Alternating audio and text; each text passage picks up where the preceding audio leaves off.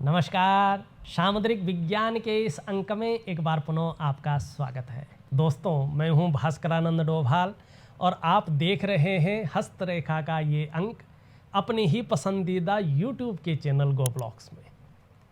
एक शानदार और प्रैक्टिकल अनुभव बता रहा हूं। एक बहुत बड़े सज्जन हैं, अब ये नहीं बताऊं कहाँ के हैं, क्या नाम है उनका। कुछ चीज़ें गुप्त रखना बहुत ज़रूरी होता है, लंबे समय से जुड़े हुए हैं। और उनके जो पिताजी हैं वो कैबिनेट मंत्री रह चुके हैं और इस बार वो हमारे डोभाल निवास में भी आए थे और उनको 200% उम्मीद थी, उम्मीद नहीं पूरा यकीन था कि इस टाइम लोकसभा का चुनाव में मुझे टिकट मिलेगा ही मिलेगा, क्योंकि जिस प्रकार की जान पहचान होती है व्यक्ति की, जिस प्रकार का उसको आश्वासन होता है, जिस प्रकार का फैमिली बैकग्राउंड होता है, तो व्यक्ति के अंदर का कॉन्फिडेंस लेवल भी बहुत अच्छा रहता है। लेकिन फिर भी वो आए तो उन्होंने हाथ दिखाया, तो उन्होंने कहा कि जीत मिल जाएगी। तो हमने उनकी हथेली में 3 चीज़ें देखी। वैसे राजनीति के लिए अगर देखा जाए, जैसे मैं देखता हूँ, हर व्यक्ति का अलग अलग नज़रिया है। मैं देखता हूँ तो मैं सबसे पहले मंगल की स्थिति को देखता हूँ, दोनों मंगल, कि ये ठीक है कि नहीं है। क्योंकि अगर मंगल ठीक होगा तो आपके अंदर एनर्जेटिक स्वभाव रहेगा, आपका कॉन्फिडेंस लेवल बहुत अच्छा रहेगा, जो भी आपसे मिलेगा कंफर्टेबल फील करेगा, ठीक है ना। पराक्रम व्यक्ति का बहुत अच्छा रहेगा। दूसरा देखता हूँ मैं बृहस्पति, ये मुख्य होता है, बृहस्पति बहुत मुख्य होता। अगर ये पुष्ट है तो समझो 100% जो है आपके चांस बन रखे। तीसरा देखता हूँ मैं सूर्य, सूर्य सरकार का कारक है, सूर्य सफलता का कारक है, सूर्य ब्रांड का कारक है, ब्रांड वैल्यू जो होती है। सूर्य धन का कारक है, सूर्य यश का कारक है, मान सम्मान प्रतिष्ठा और पद का कारक है। चौथा मैं देखता हूँ चंद्रमा, चंद्रमा मनसो जातस चक्षु, चंद्रमा मन का कारक है, 70% हमारे जीवन को बदलने की ताकत रखता है। और जो पंच तत्वों से हमारा शरीर बना हुआ है उसमें जल तत्व का ये कारक है, मालिक है एक तरफ से, और हमारे जीवन के अनेक आयामों में प्रभाव देता है। सिंपल तरीके से मैं ये देखता हूँ। उसके बाद बुध देखा जाता है और भी चीज़ें देखी जाती हैं, शुक्र देखा जाता है, ठीक है। लेकिन उनके हाथ में मैंने 3 चीज़ें देखी, बृहस्पति, राहु और केतु।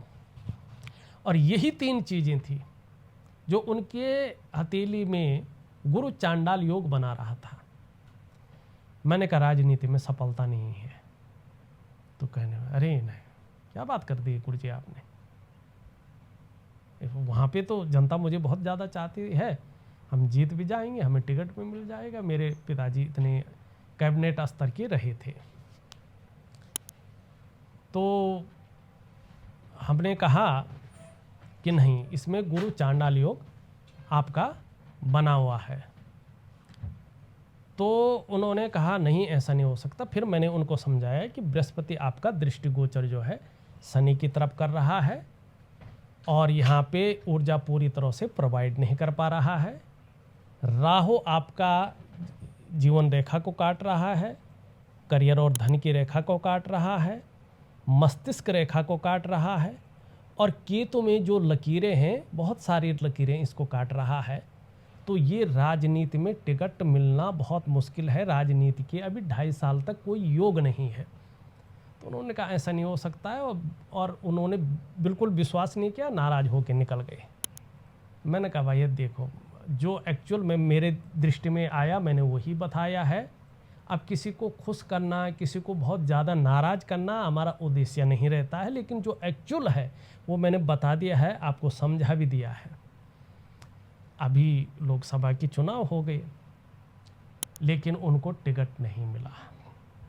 फिर उनका फ़ोन आया, गुरुजी यार उस टाइम हम नाराज़ हो गए थे, लेकिन यहाँ तो कुछ नहीं मिला। पहले विधानसभा थी, वहाँ विधानसभा में भी टिकट नहीं मिला। उन्होंने कहा अब लोकसभा का मिल जाएगा। मैंने कहा यार राजनीति के योग तो नहीं है।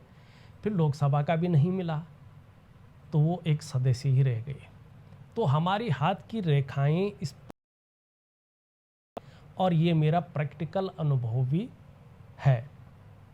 आप भी अगर राजनीति में जाने की आकांक्षा रखते हैं, कहीं ना कहीं चाहे बेसिक स्तर पे हो चाहे बड़े स्तर पे हो, और बहुत मेहनत कर रहे हैं, मैं देखता हूँ कार्यकर्ता कितनी मेहनत करता है, और कईयों का जीवन तो केवल नेता की चटाई बिछाने में ऐसे में रह जाती है।